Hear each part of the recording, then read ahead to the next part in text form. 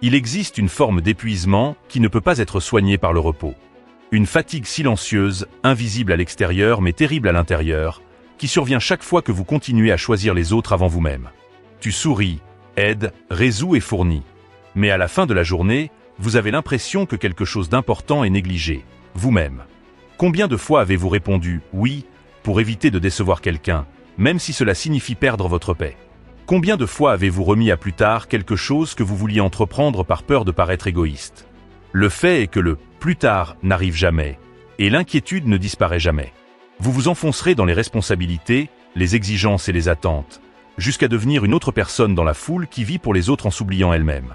Si cette forme de questionnement a déjà fait ressortir quelque chose en vous, prenez une profonde inspiration et écoutez attentivement. Parce que c'est le moment où tout peut changer. Et si vous pensez que ce contenu vous aidera à vous rappeler qui vous êtes, abonnez-vous à la chaîne dès aujourd'hui et rejoignez-nous dans ce voyage paisible mais profond vers le cœur. Nous vivons à une époque où être occupé est devenu un signe de valeur. Être facilement disponible est devenu une vertu. Être fatigué est devenu habituel. Le composant le plus critique est que nous avons appris à nous évaluer en fonction de notre valeur pour les autres plutôt que de notre dévouement envers nous-mêmes. Mais il existe une autre façon de vivre, plus ferme, plus claire et plus paisible. Et cette méthode est ancienne. Aussi vieux que les mots d'un empereur romain qui a dit « La vie d'un homme est ce que ses pensées en font ». Le stoïcisme n'est pas un concept théorique, encore moins un idéal inaccessible. C'est une pratique, une fondation, un code silencieux qui modifie la façon dont vous pensez, ressentez et agissez, même quand personne ne regarde.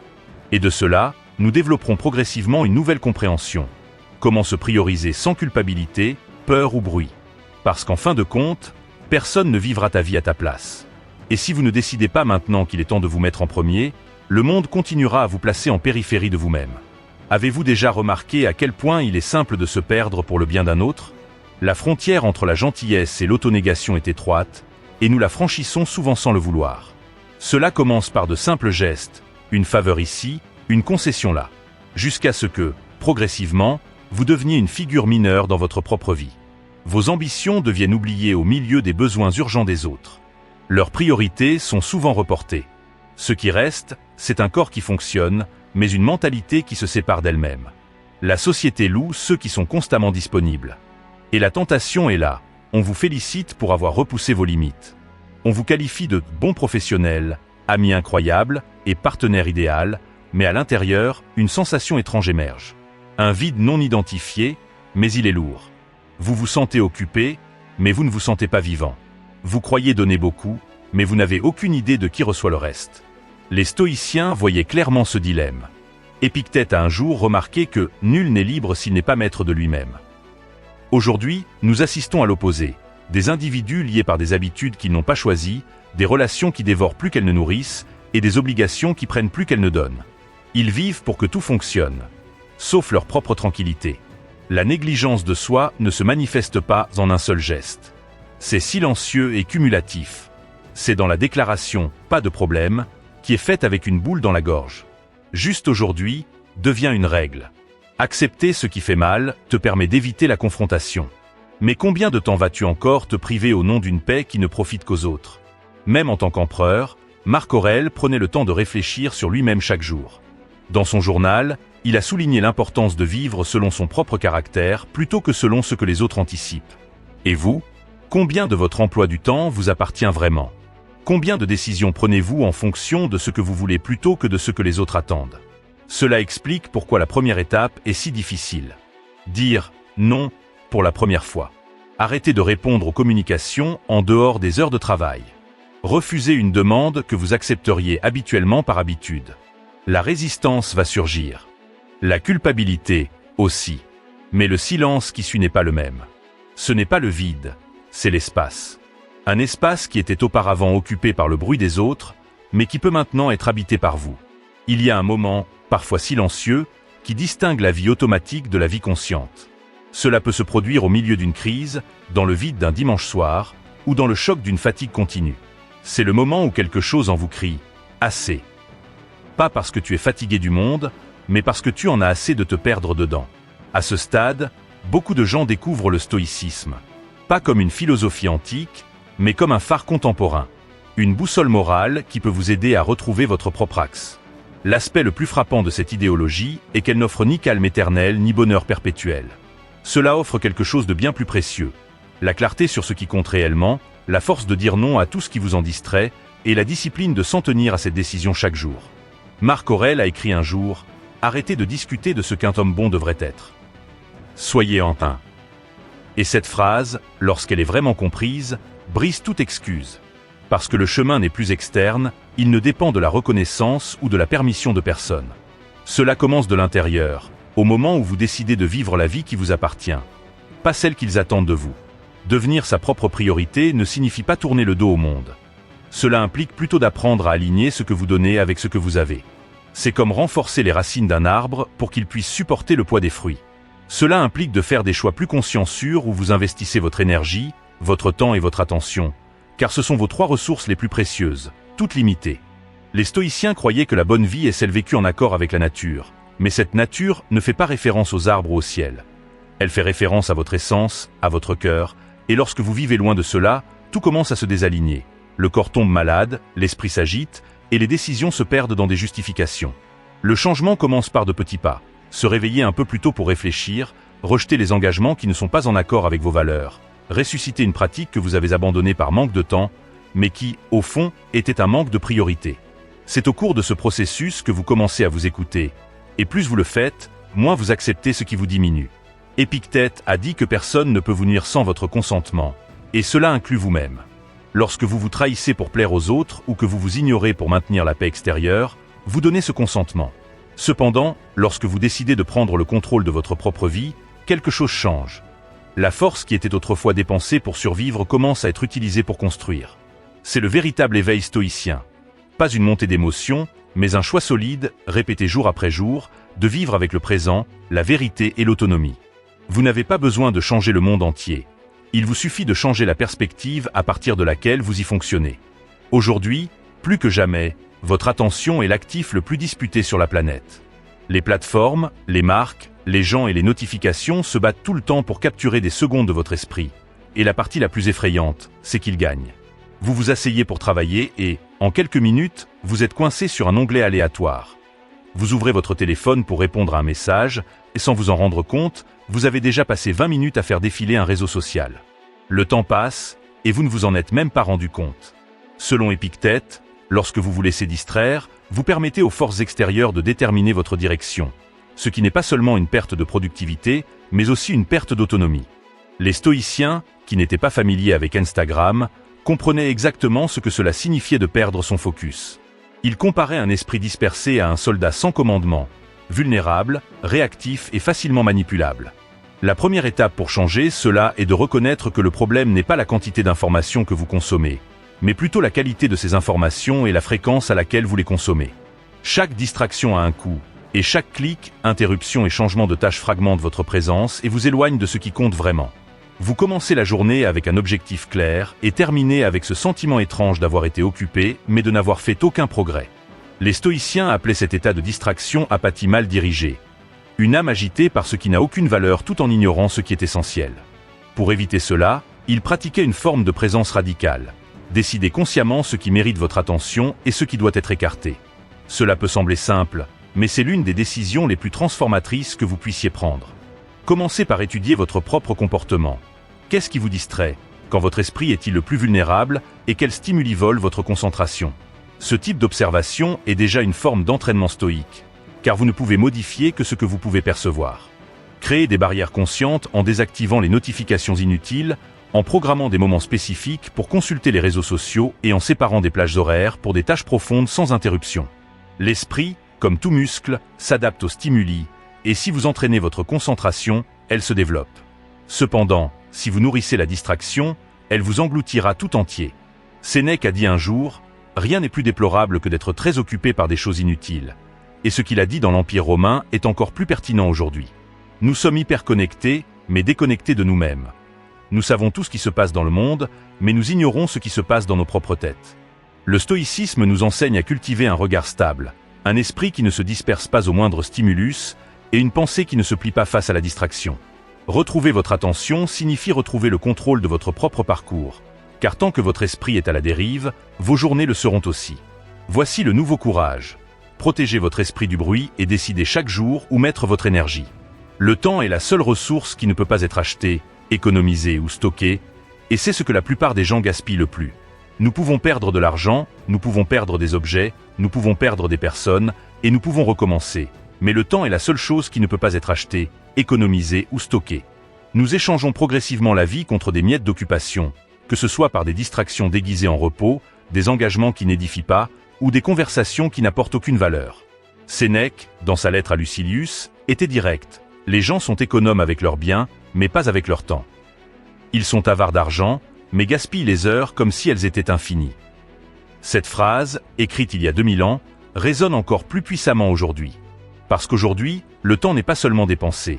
Il est fragmenté, volé en petites doses qui semblent inoffensives, mais qui, une fois combinées, constituent une vie entière gaspillée sur des choses qui n'ont pas d'importance. La première illusion à briser est celle de ne pas avoir assez de temps. En réalité, il s'agit de prioriser. Le problème n'est pas la quantité d'heures, mais ce qui en est fait. Combien de fois avez-vous dit que vous n'aviez pas le temps de lire, mais avez passé des heures à regarder des vidéos étranges? Combien de fois avez-vous remis à plus tard un travail crucial, tout en consacrant votre journée entière aux besoins urgents des autres? La réalité est douloureuse mais libératrice. Il vous reste encore du temps. Ce qui peut manquer, c'est un sentiment de valeur. Le stoïcisme nous encourage à respecter le temps comme précieux. Chaque aube est une nouvelle opportunité, mais pas une certitude. Même en tant qu'empereur, Marc Aurèle s'écrivait régulièrement pour aligner ses pensées et se rappeler la brièveté de la vie. Il comprenait que chaque décision, chaque option, était un investissement de temps, un investissement qui devait être bénéfique. Que as-tu fait de tes journées? Avec qui as-tu passé tes heures les plus productives? Quelles tâches ont retenu votre attention? La façon dont vous répondez à ces questions montre discrètement où va votre vie. La bonne nouvelle, c'est qu'en étant conscient de cela, vous pouvez apporter des changements. Pas avec une révolution, mais avec des changements modestes et délibérés. Commencez par redéfinir vos priorités. Dressez la liste de ce qui est nécessaire pour vous, ainsi que de ce qui semble urgent mais ne l'est pas. Apprenez à dire non. Éliminez les obligations qui épuisent votre énergie sans apporter de valeur. Créez des plages horaires pour ce qui est important. L'apprentissage, les soins personnels, les projets personnels et le silence. Le temps n'a pas besoin d'être contrôlé. Il doit simplement être respecté. Épictète nous avertit que ce qui est hors de notre contrôle ne nous appartient pas. De même, le temps gaspillé ne vous appartient plus. Mais la minute suivante vous appartient encore. Et ce que vous choisissez d'en faire façonne qui vous devenez. Chaque petite décision que vous prenez contribue à la construction de votre histoire. Traiter le temps avec respect est un acte d'amour de soi. Comprendre que le fait d'être occupé n'implique pas toujours d'être productif.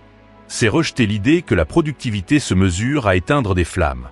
Et c'est finalement comprendre qu'une vie précieuse repose sur la direction plutôt que sur la vitesse. Il existe une forme de force qui n'a pas besoin d'être affichée.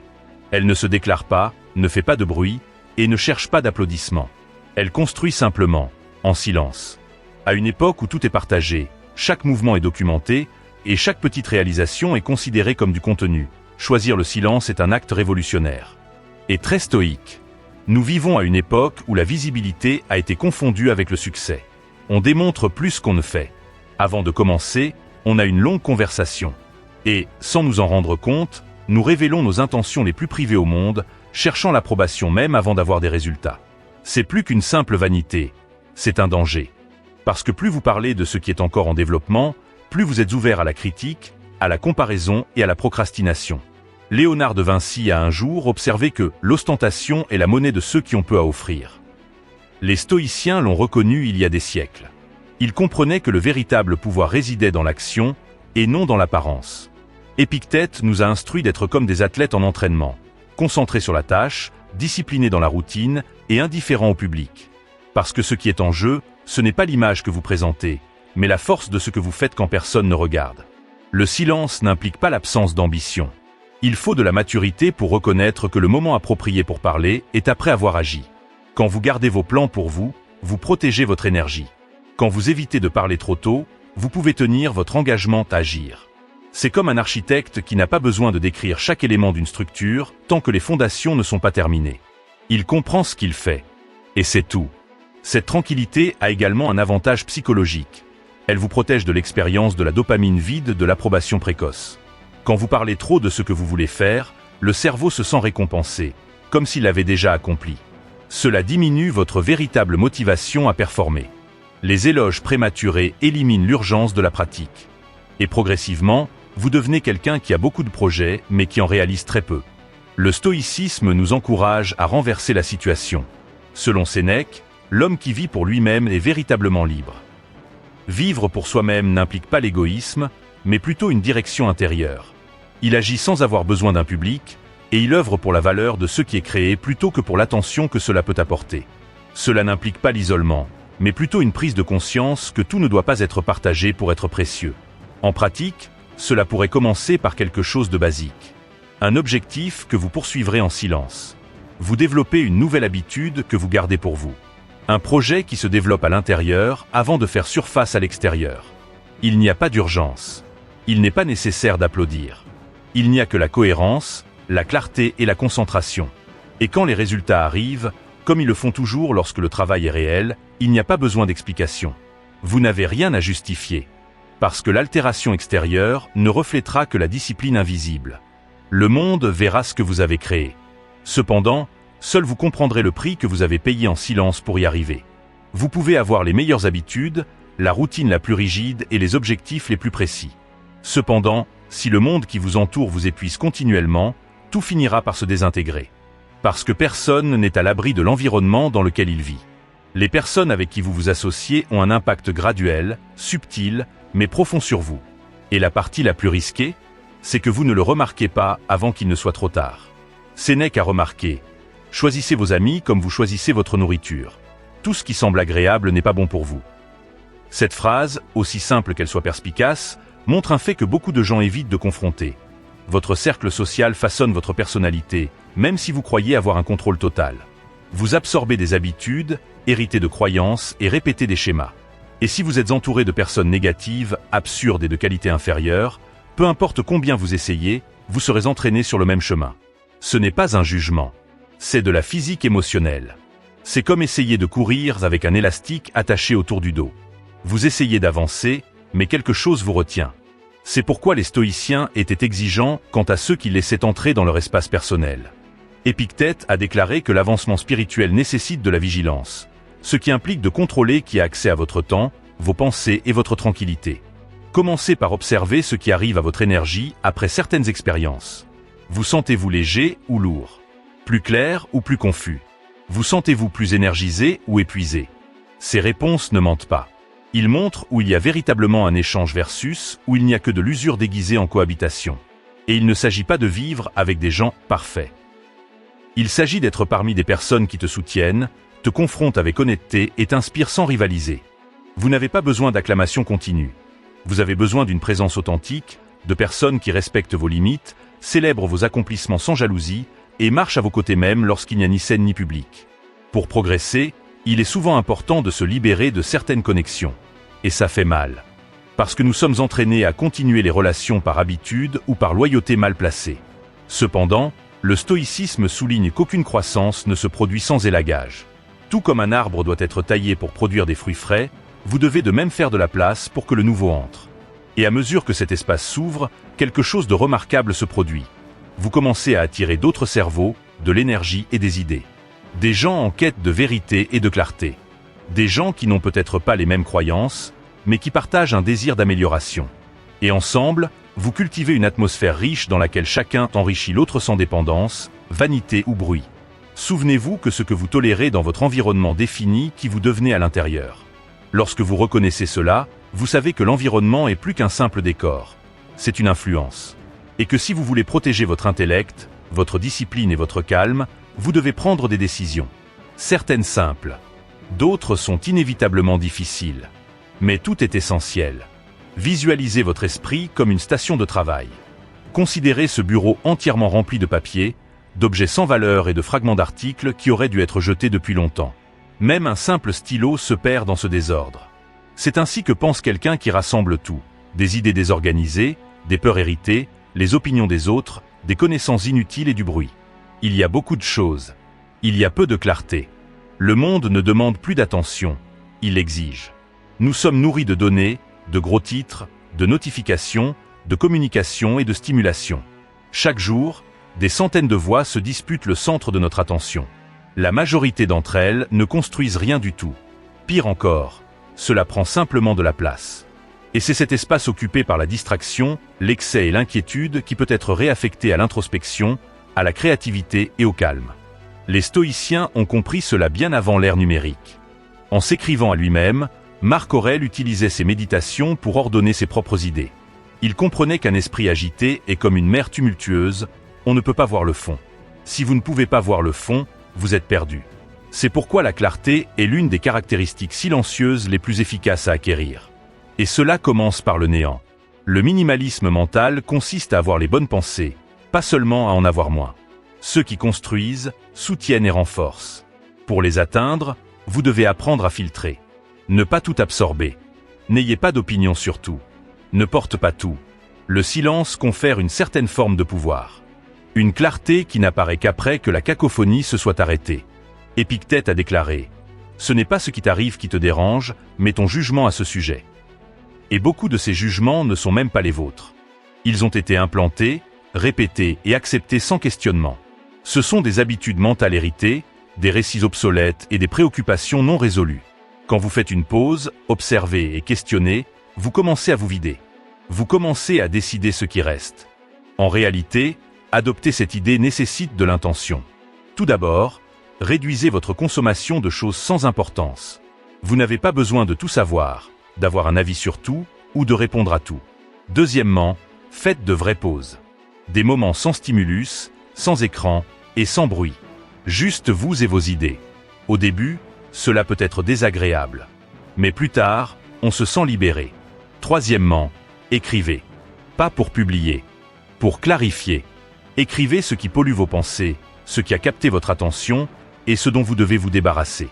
Écrire, c'est un peu comme balayer la maison.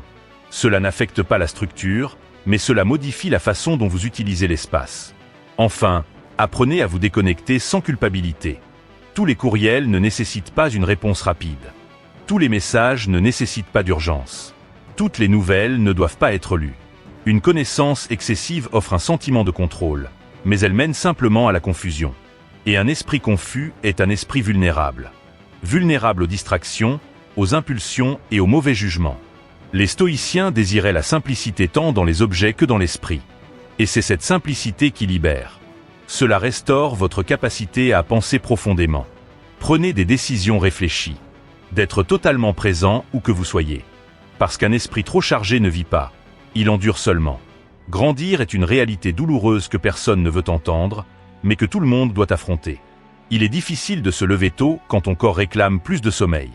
Ça fait mal de rester silencieux quand l'ego veut répondre. Il est difficile de renoncer aux plaisirs éphémères en faveur de quelque chose de plus grand. Cependant, il y a une angoisse encore plus subtile et terrible, la douleur d'être au même endroit pendant que le temps passe. La plupart des gens essaient d'éviter l'inconfort. Et cela a du sens. Notre instinct est la préservation de soi. Fuir ce qui exige, défie ou confronte. Mais le stoïcisme enseigne le contraire. L'inconfort est le chemin. Pas le malaise aléatoire et sans but, mais celui qui survient lorsque vous choisissez de vivre avec la vérité. Quand vous décidez de vraiment grandir. Épictète, qui a vécu une véritable agonie physique en raison d'une déformation des membres, a un jour déclaré « Personne n'est libre s'il n'est pas maître de lui-même ». Pour être maître de soi, il faut être prêt à affronter des désagréments que les autres évitent. La maîtrise de soi nécessite l'opposition.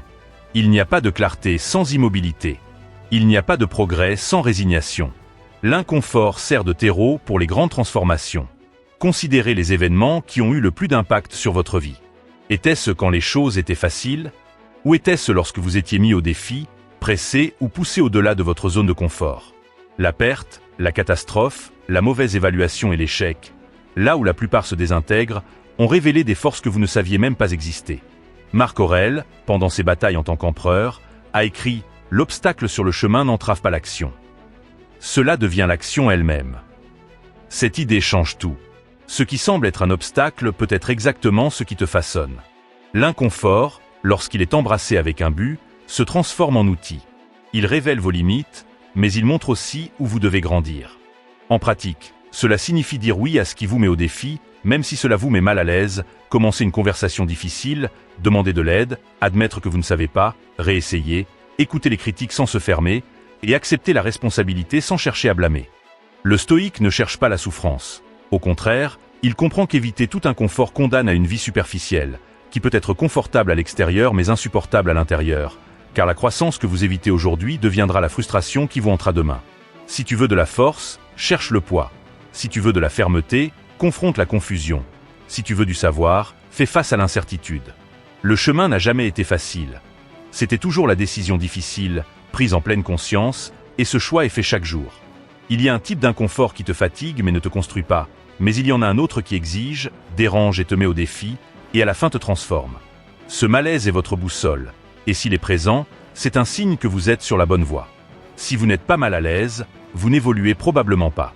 Lorsque vous arrivez ici, vous avez peut-être remarqué que la transformation personnelle ne se fait pas avec de grandes révolutions.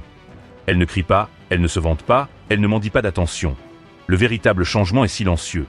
Il est composé de petits choix, répétés avec fermeté. Et tout commence lorsque vous décidez de vous mettre au centre de votre propre vie, sans culpabilité ni peur. Ce n'est pas une question d'ego, c'est une question de responsabilité. Supposez que si vous ne prenez pas soin de vous, personne d'autre ne le fera. Que si vous ne protégez pas votre attention, votre esprit sera pris par n'importe quelle distraction. Que si vous n'organisez pas votre temps, il sera avalé par les urgences des autres.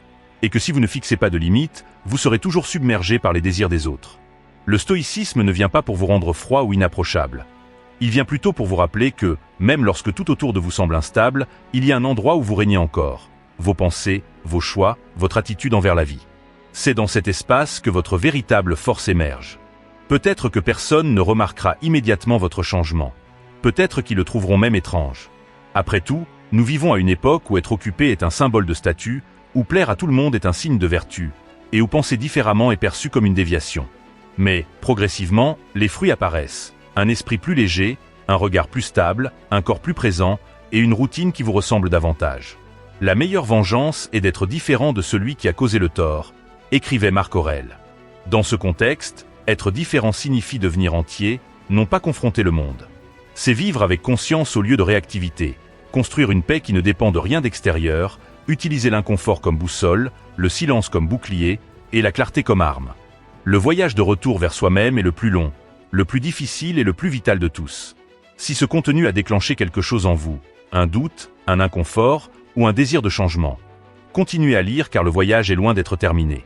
Vous avez la possibilité de continuer à vivre en pilote automatique pour répondre aux attentes et aux normes, ou vous pouvez choisir de vivre avec direction, courage et vérité à partir de maintenant.